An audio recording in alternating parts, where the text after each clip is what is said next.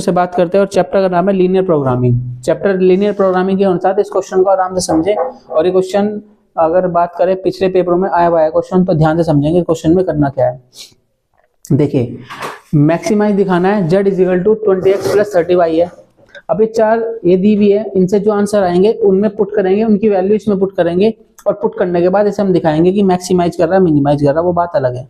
देखिए, सबसे मेन चीज क्या है आराम से समझें। तो पहले इस वाली इक्वेशन को जैसे लिख सकते हैं x plus y is equal to 80 और 2x plus 3y is equal to 100, equal के साइन लगा रहा हूँ और x ग्रेटर देन 14 है और x इजिकल टू 14 और y इजिकल टू 14। अब देखिए, थोड़ा सा ध्यान से समझिए आराम से। तो मैं x प्लस वाई के लिए, अगर मैं x plus y is equal to 80 के लिए बात करता हूँ तो ध्यान समझिए क्वेश्चन करेंगे कैसे।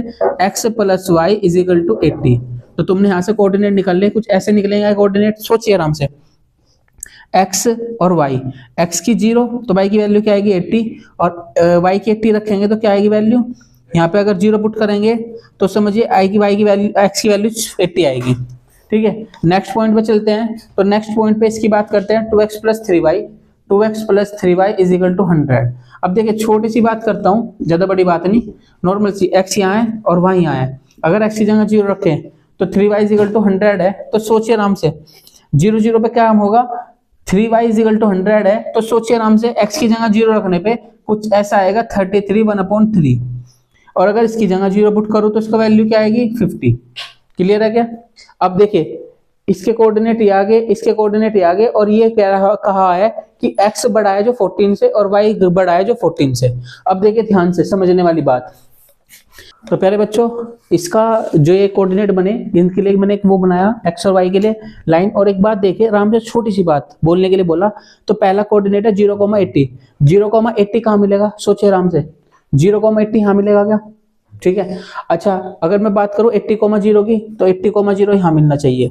ओके, अब एक बात बताइए, अगर मैं इन दोनों को मिला दूं, देखिए आराम से, बात कुछ ऐसे की गई है कि ये कुछ ऐसा बना दिया ग्राफ और 0,80 इस पे लिख दिया और इस पे इस लाइन का नाम लिख देता हूँ x plus y is equal to 80।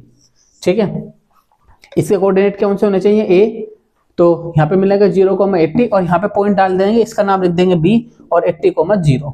ध्यान समझना, मैंने इतना काम करने के बाद फिर मैंने दूसरी की उठाई, तो 0,33.1/3, तो 33 पॉइंट ये बोल सकते हैं 33 है। तो ध्यान से समझना आराम से, कुछ मैं ऐसा कर सकता हूँ 33, x एक्सिस पे 0, y पे 33 है, तो कुछ यहाँ मिलना चाहिए।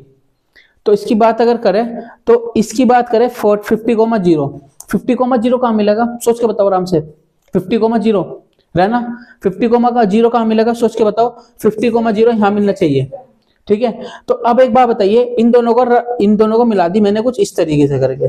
ठीक है, और इस पॉइंट पे नाम लिख देता हूं 2x plus 3y is equal to 100। ठीक है प्यारे बच्चों, अब देखिए थोड़ा सा इस चीज को है ना, सोचिए कि लाइन कुछ ऐसे बनी, आराम समझिए। अब इसने एक बात बोली थी x 14 और y भी 14, तो 14 का मतलब कुछ ऐसा होगा क्या, सोचिए आराम से, कुछ यहां मिलेगा क्या, कुछ सोचिए आराम से। y इज इक्वल टू 14 और x इज इक्वल टू 14 कहाँ मिलेगा, x इज इक्वल टू 14 कहाँ मिलना चाहिए, तुम्हारे हिसाब से यहाँ मिलना चाहिए। अब एक बात बताओ, सोच समझ गए आराम से कि इस क्वेश्चन के आंसर कौन सा होगा। ध्यान से देखिए, तो मुझे तो एक चीज पता लग रही कि इसका जो आंसर होगा कुछ ऐसा होगा। ध्यान से देखिए कि देखिए, इस लाइन का कहना है कि अंदर वाला बाहर वाला, और इस लाइन का कहना बाहर वाला, क्योंकि देखिए y भी अगर बात करूं 14 से बड़ा है और x भी 14 से बड़ा है, तो 14 की घर वाली वैल्यू और 14 की घर वाली वैल्यू, और इसका कहना था कि x plus y less than 80। तो एक बात बताइए, x प्लस वाई से लेस देन 80 की बात कर दी, 80 की कुछ ऐसे होगी और इसकी वैल्यू कुछ ऐसी होगी ऊपर वाली, तो तुम्हारे हिसाब से, मेरे हिसाब से तो आंसर ये आएगा। तो पहली बात तो मैंने आंसर के लिए मैंने इसे कहीं ना कहीं शेड कर दिया। अच्छा एक बात बताइए, अब छोटी सी, सर क्या बताऊं, मैं छोटी सी बात बोल रहा। एक तो देखिए, एक ये वाला आंसर चाहिए, एक ये वाला पॉइंट चाहिए, एक ये वाला पॉइंट चाहिए और ये वाला पॉइंट चाहिए। अगर मैं तुम्हारे से बोलूं बेटे ये ए था, ये बी था, और इसकी बात करें तो 50,0 था, और इसका नाम ले तो इसका नाम है 0,33 1/3 था, इसका नाम डी रख दिया, तो ए बी सी डी तो है, लेकिन मेन आंसर तुम्हारा किसका काम कर रहा, ई एफ जी और एच। अगर तुम मुझे दे दो सारे के सारे वैल्यू, तो तुम्हारा आंसर बिल्कुल प्रॉपर आ जाएगा। तो देखिए, पहली तो वैल्यू चाहिए तुम्हें ई की, और एक चाहिए एफ के लिए, और एक वैल्यू चाहिए तुम्हारे किसके लिए, जी के लिए, और एक एच के लिए। ज्यादा दिमाग नहीं लगाना बिल्कुल भी, आराम से देखना। देखिए ई की वैल्यू निकालनी, ई का एक्स एक्स का कोऑर्डिनेट क्या है, सोच के बताओ। ये कौन सी लाइन है sir, x plus y is equal to 80 है। तो मैं कुछ ऐसा कहने लगूं कि बेटे एक्स एक्सिस वाला कौन सा है सर, 14 है। तो अगर मैं x की जगह 14 पुट करूं तो सोचिए y की वैल्यू कितनी आएगी तुम्हारे हिसाब से, बताइए। अगर x इज इक्वल टू 14 है तो y की वैल्यू क्या होगी, सोच के बताओ, 66। ठीक है, तो यहां का कोऑर्डिनेट क्या हो गया, 66। ओके, अब मैं अगर तुम्हारे से पूछूं f के लिए, या चलो f के लिए बाद में बात करेंगे, पहले h के लिए बात कर ले रहे। h की वैल्यू क्या होनी चाहिए, h की वैल्यू अगर मैं इसकी बात करूं, x का काम, ये कौन सी लाइन है, 2x प्लस 3y, तो तुमने बताया 2x plus 3y is equal to 100 है, और मैंने तो ऐसा बोल दिया बेटे, एक कोऑर्डिनेट तुम्हारे पास है 14, तो तुम बताओगे sir 2 multiply 14 plus 3y is equal to 100, मगर ठीक है, तो ये कितना बन जाएगा, 28 plus 3y is equal to 100, और दूसरी वैल्यू कुछ ऐसे आएगी क्या, 3y is equal to 28 minus हुए तो कुछ ऐसा होगा क्या बच्चों, तो 72, और y इज इक्वल टू तुम्हारे हिसाब से क्या आना चाहिए, अगर 3 टाइम्स कैंसिल करें, बताइए 24। तो मुझे h के कोऑर्डिनेट मिल गए, h के कोऑर्डिनेट तुम्हारे हिसाब से क्या होना चाहिए सर, y के तो x के तो 14 थे और y की वैल्यू है 24, मगर ठीक है बच्चे, तो मैंने h की वैल्यू निकाल ली। अब सुनो, अब बात करता हूं, E के मिल गए, H के मिल गए, अब G की बात कर रहा, और G के लिए तुम्हें दिख रहा ये कौन सी लाइन है, 14। तो सोचो आराम से, G के लिए कौन सी लाइन है ये वाली, 2x plus 3y is equal to 100। अगर मैं y की जगह, देखिए इसमें y की जगह अगर मैं 14 पुट कर दूं, तो देखिए 2 multiply x 42 is equal to 100, तो तुम्हारे पास क्या क्या कोऑर्डिनेट आएंगे बताइए, 2x प्लस 14, अगर इसमें से कैंसिल होंगे तो तुम्हारे पास बचना चाहिए, कौन सा बचेगा, 58। तो x इज इक्वल टू कितना आना चाहिए बच्चे, 29। तो तुम्हारे पे किसके कोऑर्डिनेट थे, g के कोऑर्डिनेट तुम्हारे को क्या मिले, अगर x के 29 हैं तो ये आएंगे 14।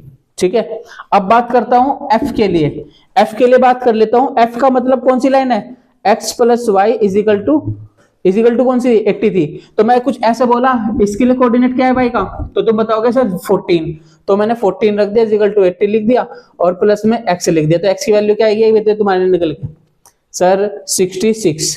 ठीक है, तो 66 आने का मतलब है तुम्हारे पे जो f की बात करी, f के कोऑर्डिनेट होने चाहिए 66 मल्टीप्लाई 14, और e के कोऑर्डिनेट कौन से बताए तुमने अमरी, e के लिए बताए थे 14,66, और g के लिए, h के लिए क्या बताया था तुम्हें मैंने अभी, h के लिए, h के कोऑर्डिनेट कहां थे, h वाले के लिए ये थे कोऑर्डिनेट, तो ये आए थे 24, तो यानी कि कुछ ऐसे होने चाहिए 14,24 इस साइड ये वाले ऊपर, अच्छा, तो 14,24।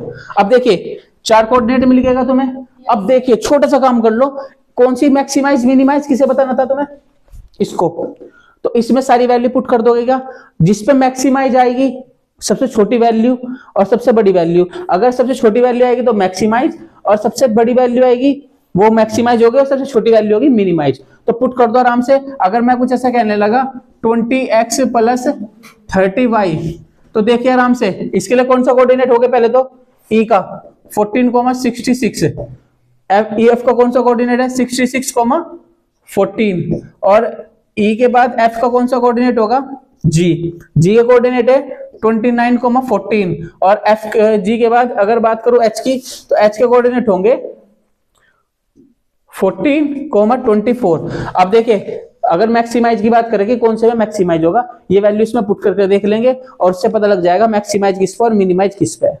ठीक है पहले बच्चों, चलिए